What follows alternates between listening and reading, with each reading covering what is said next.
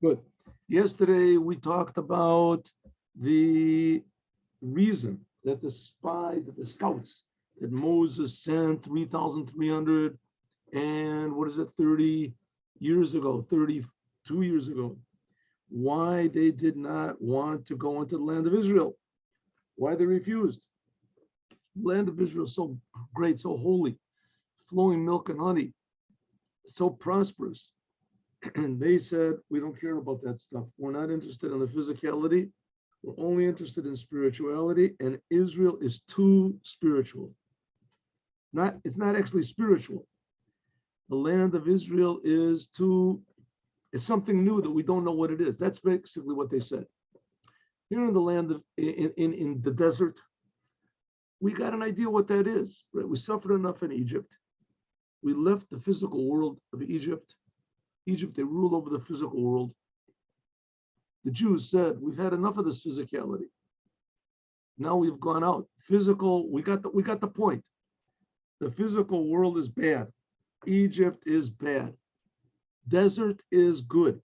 In the desert, we got freedom. In the desert, we got the Torah. In the desert, we got autonomy.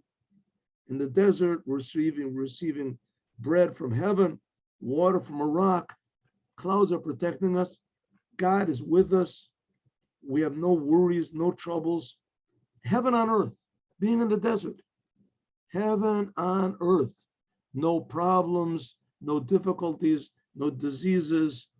No, even their clothes, it says, God made their clothes grew with them. They were always brand new. Their clothes, they didn't care about the style. They didn't want to change to look good. They were interested only in Torah and holiness and goodness. In the desert, they were living with God. They were surrounded by God. They were surrounded by their friends. There was no foreign influences. And there was no, crazy decadent parades or missionaries or any crazy things.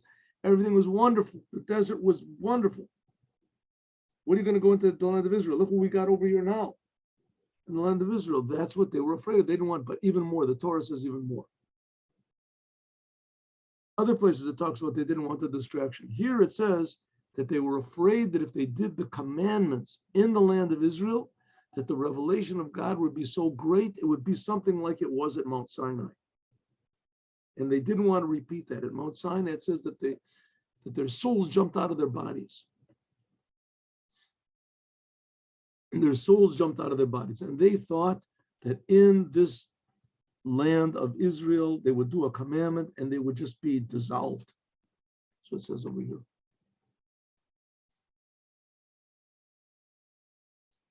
That if there would be Gilui Lamata, if there would be a revelation of God, they would be totally negated, like it was in Mount Sinai. So they didn't want. So they had all these bizarre reasons and worries and trepidations and projections that they had already figured out in the mind. They come into the land of Israel and it's only going to be bad. And Moses said, listen, you got a good point, because in Israel, it's going to be something you never had before, right? I can understand your associations with the physical world, with bad things, because the Jews did spend 210 years as prisoners in Egypt. And a good part of that, they were, in servitude, very difficult servitude. And it was okay, you have a big trauma from the past. But Moses said, if you think about God, that trauma will go away. And they said, no way, we're not going to think, stop.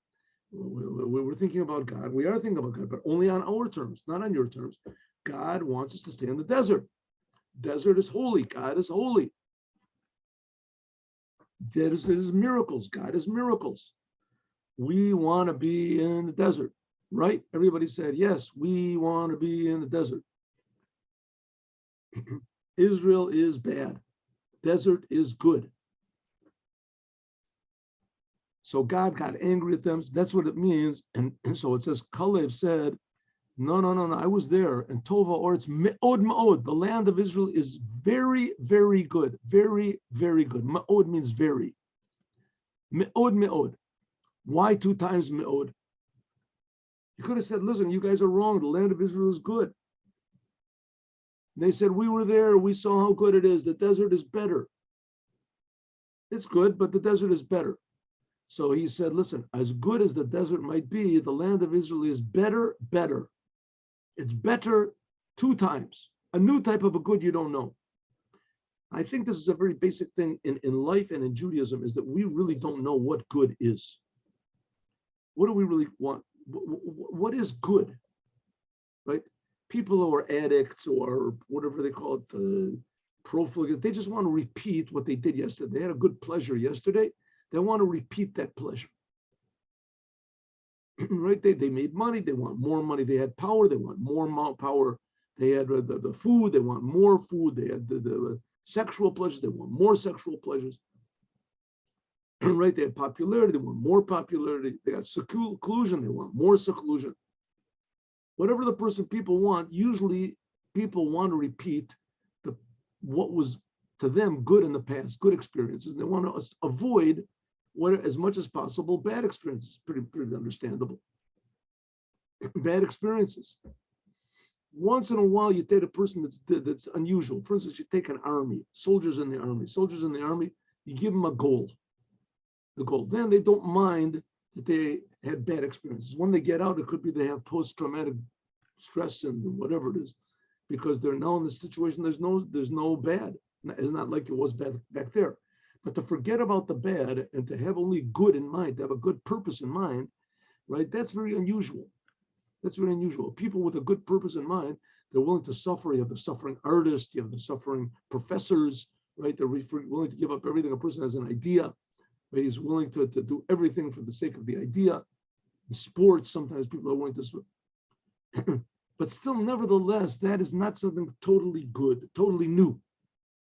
God is saying to the Jews, I'm giving you now something totally new. The Jews are here to make a new world, totally new world. Totally new world. That's the job of the Jews. This physical world will be totally new. All the other religions are saying, listen, you're gonna die. You know what's gonna happen when you're gonna die? No uncertainty. It's gonna be better than it is here. You're gonna go die. You're gonna go to heaven. It's gonna be wonderful. Do our religion. You'll be safe. You'll be not a comfort zone. Not only here, you'll have a comfort zone up there. Comes along Judaism and says, forget about your comfort zone and forget about it. In this world, you do what God wants. In the world to come, it's nothing like this world. The world to come is security. In the world to come, you have your, what is it called, comfort zone. This world, you do what God wants. This world you can make new. This world you can reveal God in this world, something brand new, but you have to forget about yourself. You have to forget about your past. You have to rely totally on the Creator. That's what it means, me'od, me'od. In this physical world, 2 times me'od. Al min stealing, al min tatkolin. You can reveal godliness also in this world, the revealed world, and even in the heavens. By doing what God wants in this world, you improve even the heavens. It's even better than the heavens. Because the main thing what God wanted dir b'tachtona. He wanted there should be a dwelling in this physical world. God wants that this world should be perfected. That should be revealed in front of all humanity.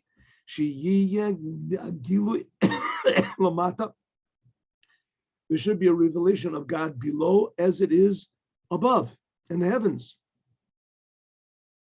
So it should be down here like it is in the heavens. So it's the same thing as the heavens, right? Says the Rebbe, no, Adarabba, even more, the opposite of what you think. Usually you think the heavens, that's the measuring stick. And the upper, this physical world will make it until like the heavens, until we die. You die, then you go up to heaven. You're used to it. Says the Rebbe, no, Adarabba. The heavens are not higher than here. This physical world is higher than the heavens. Why? Because there's a better type of light that comes from the darkness. And in heaven, there's no darkness. In heaven, there's just a soul.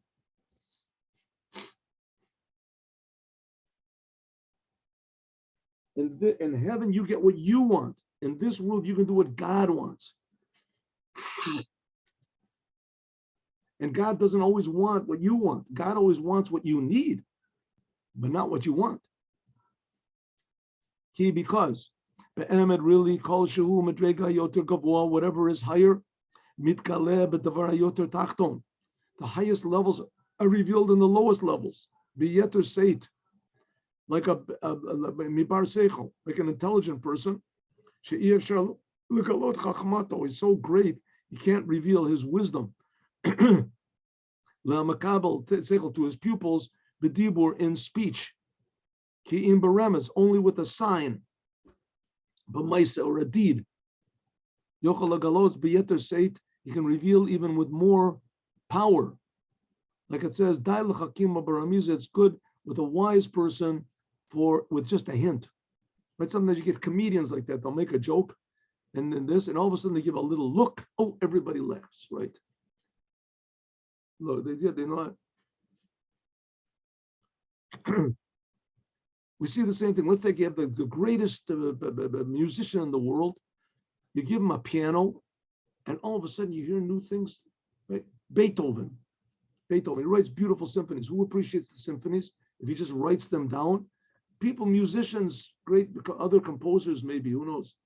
They can understand. As soon as he gets physical instruments with physical people, and they play physical music. All of a sudden comes out this beauty. Who would dream?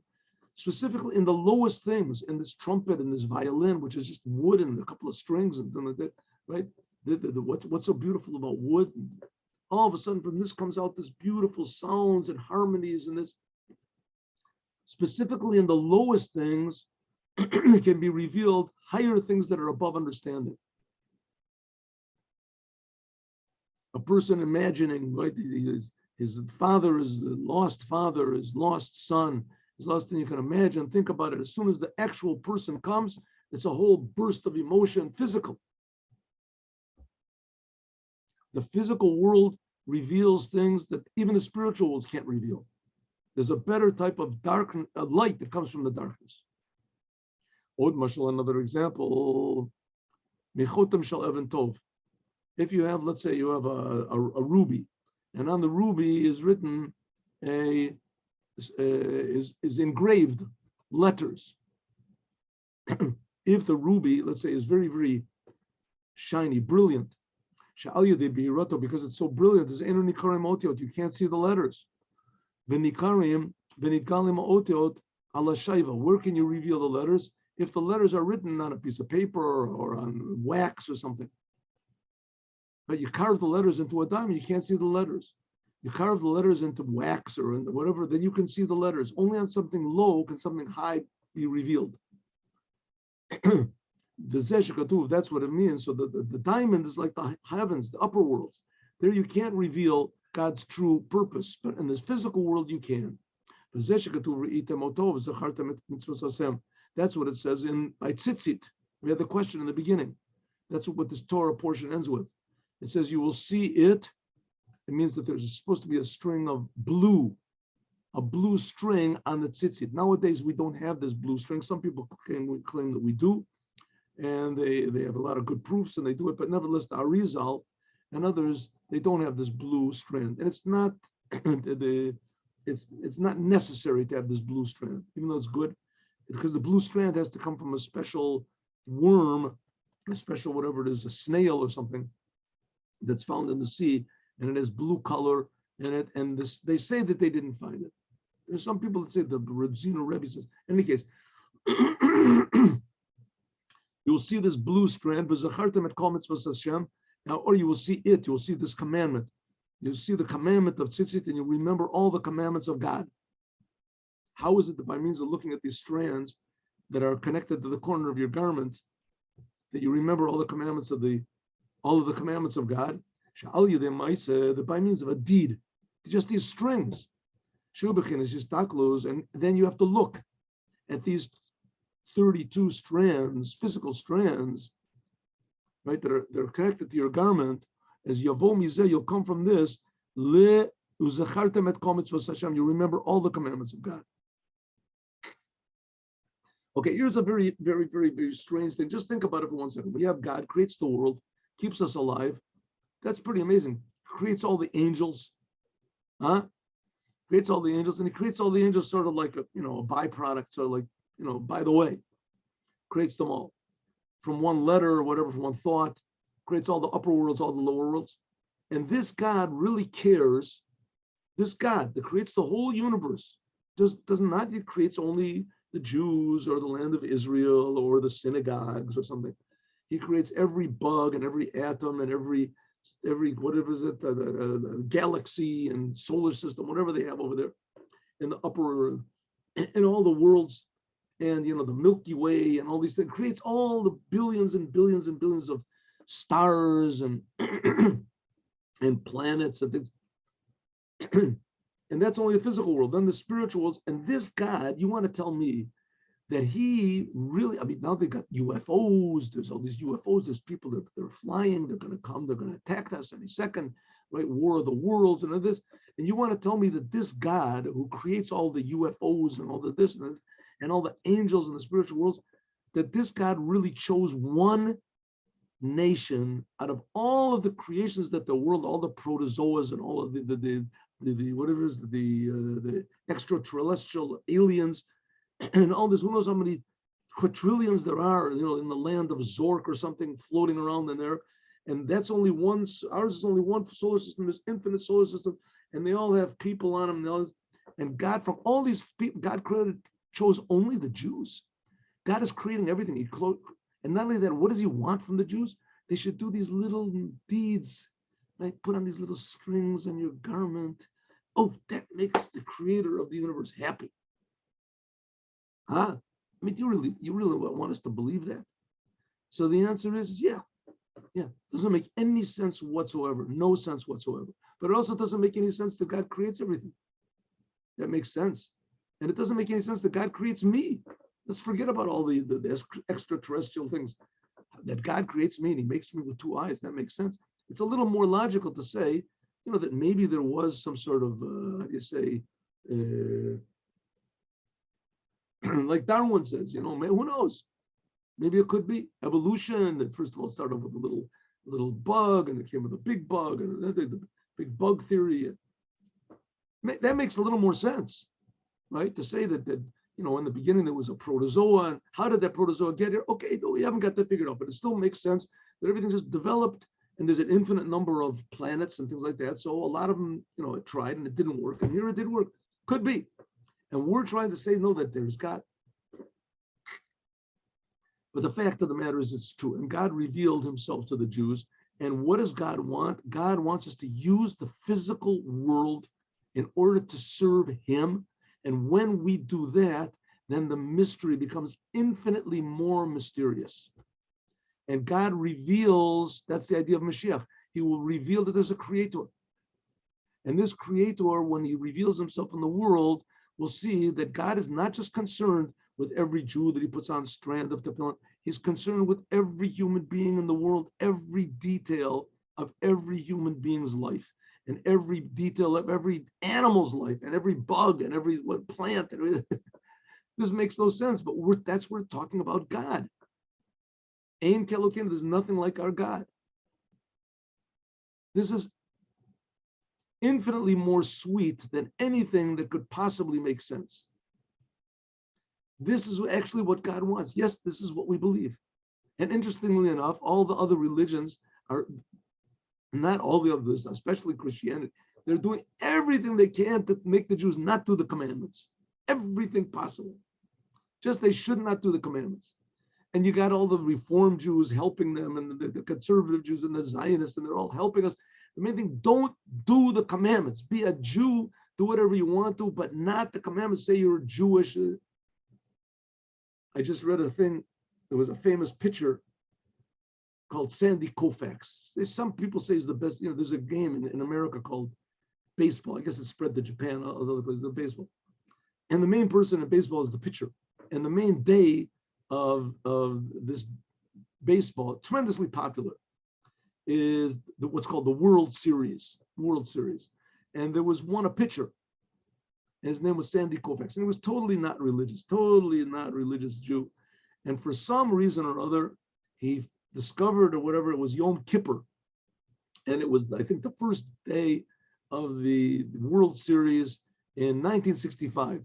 And he didn't pitch. I was not religious at that time. it shook the whole world. It shook the whole world up. And the Lubavitcher Rebbe spoke about it. The Lubavitcher Rebbe spoke about it. To this very day, all of a sudden, Jews that were totally not affiliated with anything, for a pitcher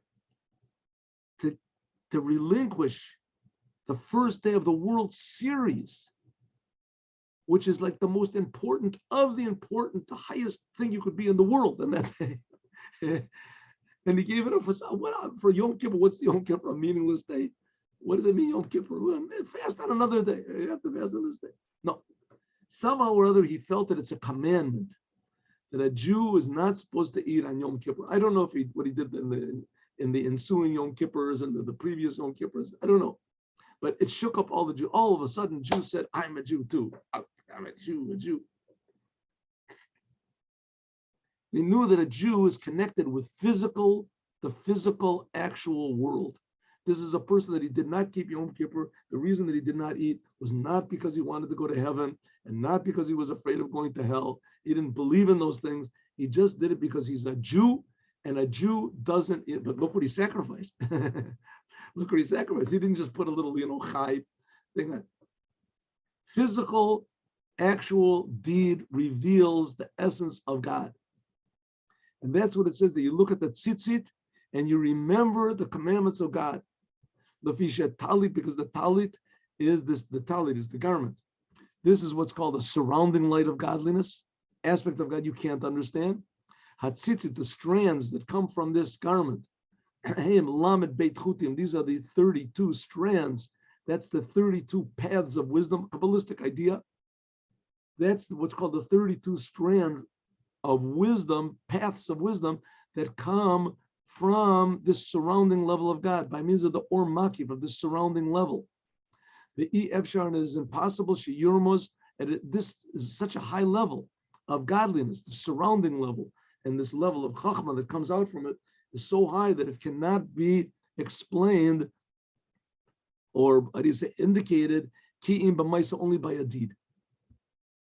Hepech machshavas raglim, the opposite of what the spies did. Right? Let's just take it. Maybe I'll give an example. I don't know. You have the president of the United States stands and gives a speech. Now forget we don't have a president. Guys, anyway, stands up and he gives a speech. And at the end of the speech, he tells the people that there's going to be a war and there's going to be this and there's going to be famine. And at the end of the speech, he just winks. There's a little wink like that. What did that mean? Huh? What did that wink mean? It sort of like negates everything that he said. It's like saying, I was only fooling. Why would he only fool? Whatever that wink would be in all the papers for all times, that a little deed can indicate things, a world of things which can't be expressed in words. And that's the whole idea of the land of Israel and doing the commandments in the land of Israel. Because the land of Israel, the main thing is the commandments. That's the main thing of Israel, is the commandments. The commandments done outside of Israel have not got the same force as the commandments, and there's a lot of commandments that can't be done outside of Israel. Moshe Rabbeinu and Moses of blessed memory, Alav Shalom, Shayam Ibechinas Dor Deya, that Moses, he came from what was called the generation that they all saw God at Mount Sinai, and they saw the miracles. Moses was from a tremendously high level. He couldn't come to the land of Israel. He couldn't come to the land of Israel. So what? So he couldn't come. He was so high. Moses was so high, so holy, so he couldn't come to the land of Israel. So what? Nevertheless, he prayed. It says, Tov Kuf Tet Vav, Tefillot. He prayed 515 prayers, each one a different reason that God should allow him, please let him come to the land of Israel. Etchanan. It says that when he struck the rock, even maybe before that, God declared that he wasn't going to come to the land of Israel. Wasn't going to come. Nevertheless, Moses prayed. Maybe God will change his mind. He wants to go into Israel. He prayed, not just one, come on, God, let me go in. Please, I want so much. Please, right? Whatever. He had 515 different reasons for angles of arguments to come into the land of Israel. What was it so important to him to come to the land of Israel? Because this is the whole purpose. And the whole ultimate goal of creation. Like we said before, when a person has a goal, he's willing to forego all of his little pleasures for this goal. So if the Jewish people really had their eyes on the goal, they wouldn't have cared about the fact they're going to go to the land of Israel and there would be distractions, because the goal is to serve God. And even though they don't feel it like they did in the desert, and in the desert there were no distractions and they felt godliness and there were miracles, in the land of Israel the miracles would be concealed.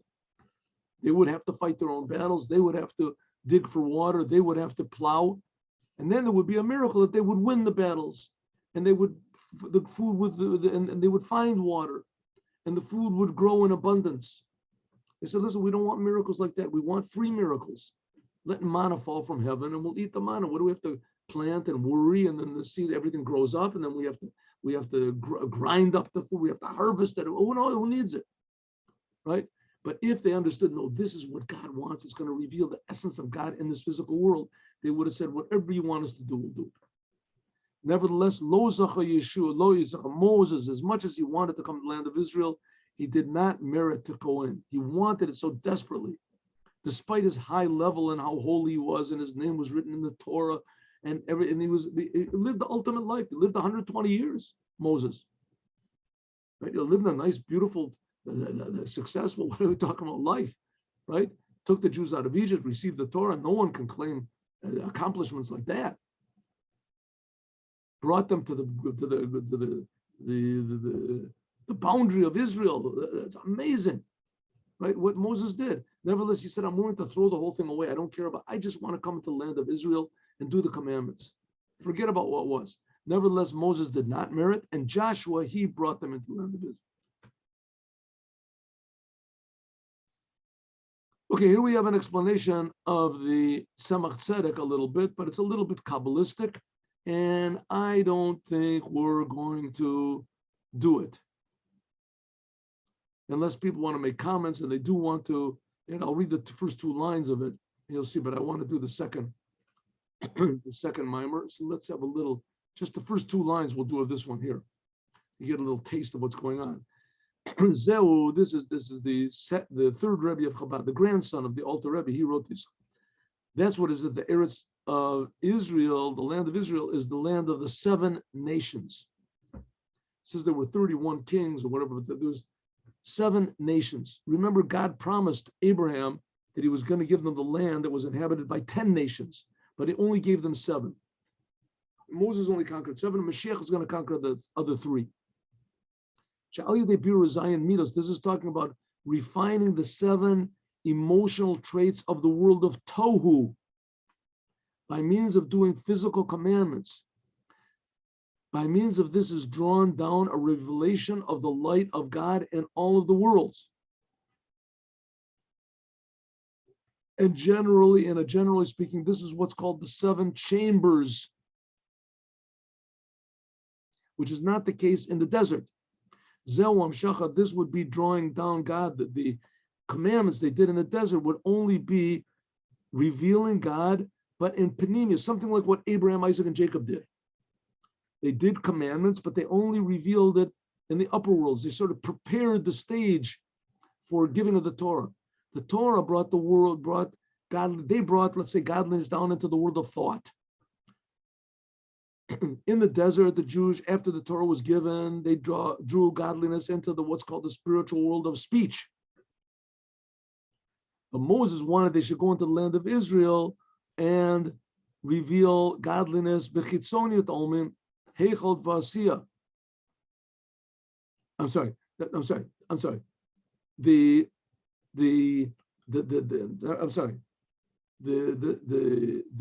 Jewish people wanted to stay in the desert. That's the world of speech. This is only in the upper worlds, the inner worlds, and not in the Chitzonius Omen, and not in the external worlds, like we said in Asiya. This is talked about in the Tanya, Vayas David Shem, that in order to reveal godliness down in the world of Asiya, into this physical world, like in the Holy Temple, this is only by means of actual deed in the physical world. Ayin Sham. So in a way, when the Jews came into the land of Israel, right? They were doing the commandments, but that still wasn't the goal, because 440 years, the first 440 years they were in Israel, they didn't have the holy temple. It wasn't in one set place. It was in a place that could be moved. That's why, even though the tabernacle, that was called the Mishkan, when they came in. So the Mishkan was in Gilgal, and then it was in Shiloh, and then it was in Givon, these different places. Ube'emed, really, Kadei, in order, Kadei, in order, Liot Amshacha Lamata, in order to draw this down, from Amshacha B'makom Elyon, it has to be, I'm sorry, Ube'emed, really, Kadei Lihiyot Amshacha Lamata, in order for this a revelation of godliness to be below, like we said, in the holy temple, Hainu al yedei amshacha mimakom elyon, it has to come down from a very high place. Like it says, Kel elyon gomel chasidim tovim. Like we say in our prayers, that God is the upper, highest level of godliness in order to give kindness to people in this world. So in order to affect the physical world, it has to come from a very high source, v'gam leipach, and also the opposite. That in one deed that we do here in this physical world, as it is below the level of speech, in other words, an action, yochel lios, there can be a gilui, the revelation, elyon yoter, a higher level. Ukenyin chachim abarimi, so like we said before, it's enough for the wise with just a little motion, a little hint, a little wink. Umashi yevshal galot, and that it can't be revealed by means of speech, can be revealed by means of a little wink or a little movement. So therefore, what's the Rebbe saying? He's just repeating what we said before. Action, the physical world, that draws down from the highest revelations of godliness. And conversely, by means of our doing a deed in this world, it reaches up to the highest levels, it arouses the highest level of godliness. So only the highest levels of godliness can make a change in this world. And from the deed that we do in this world, right, if it's the Torah, the commandments, and that's why Judaism places such a tremendous emphasis on the commandments. The commandments is the main thing. The feelings that you have, the ideas that you have, the understanding that you have, the deep ideas in Torah, and the emotions that you have in prayer, that's wonderful. But that's just like the soul. The main thing is the deed, doing the commandments. And the enemies of the Jewish people, that's where they always struck, at the commandments. The Jews should not do these physical commandments. And of course, there's thousands of good reasons why not to do the commandments. They don't make any sense. That doesn't seem to indicate on a very high God. If you're so careful about, you can't eat milk with meat. You have to this. What type of a God is that? You have to have a spiritual God, a God that's removed, right, from the world, and an occult God, a mysterious God. It's fine. Well, the fact of the matter is, God is also all those things also. But the essence of God is in the commandments. Okay, you want to go? We'll do a little further. Then tomorrow we'll start the next one. We can explain this, what it says in Shishim Heim Malchus. It says that there are 60 queens, a sentence in Song of Songs. But there's only one dove. Jewish people. What does this mean? The angels, the queens, that's the angels. And the dove is the Jewish people. The souls are higher than the angels. Souls are higher than the angels.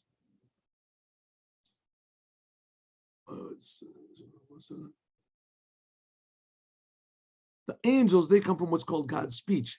And the Jews, they come from what God's action. Or some people say from God's thought. Some of the angels come from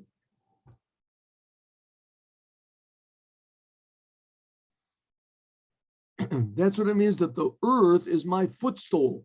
that by means of a person fixing up his deeds,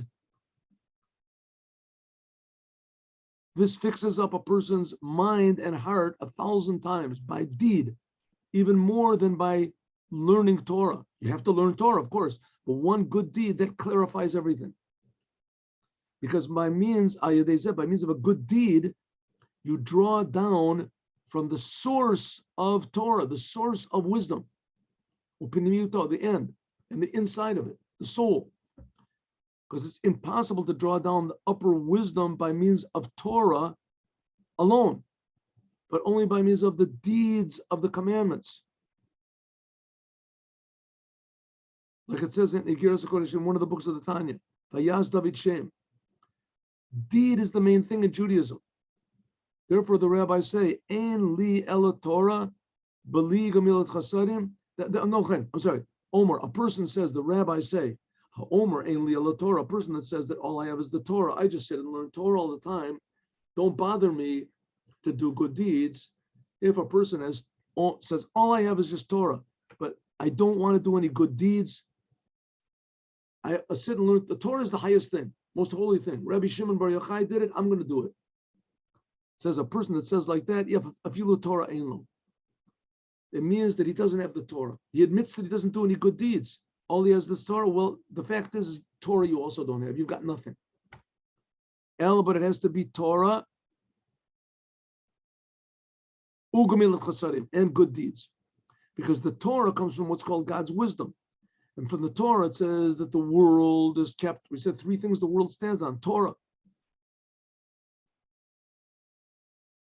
And the la'anbo, those people who work at the Torah, when you speak words of Torah, this draws down lights of God. But what the source of the Torah from the letters of speech, which God created the world with. But this is a tremendous descent. Therefore, in order to bring this Torah down into the world, you have to arouse God's kindness. And how do you do that? By us doing kindness. The makom gavoa, the makom namuch, in an arousal, but charity. Chesed tatoah, by us doing a good deed, by us doing a kind deed, this arouses God's kindness, and this becomes the soul and the power that pushes the holiness of the Torah into this physical world. So therefore, a person that learns Torah, but he doesn't do any good deeds, so the Torah stays up in the upper worlds. And that's basically what the spies wanted to do, the scouts. And they convinced all the Jewish people to do the same thing. We'll sit in the desert, we have the Torah, we'll learn the Torah, we'll reveal godliness. It says, good, you're going to reveal godliness, but you're only going to reveal it in the desert. The main thing is to do deeds. And that's hinted by the commandments. That's the whole idea of the tzitzit, are all the commandments of God, as we'll talk about more, God willing, tomorrow. Tomorrow, I think we'll start this new mimer here. Why is the land of Israel called very, very good? Why is it called very, very good? Okay.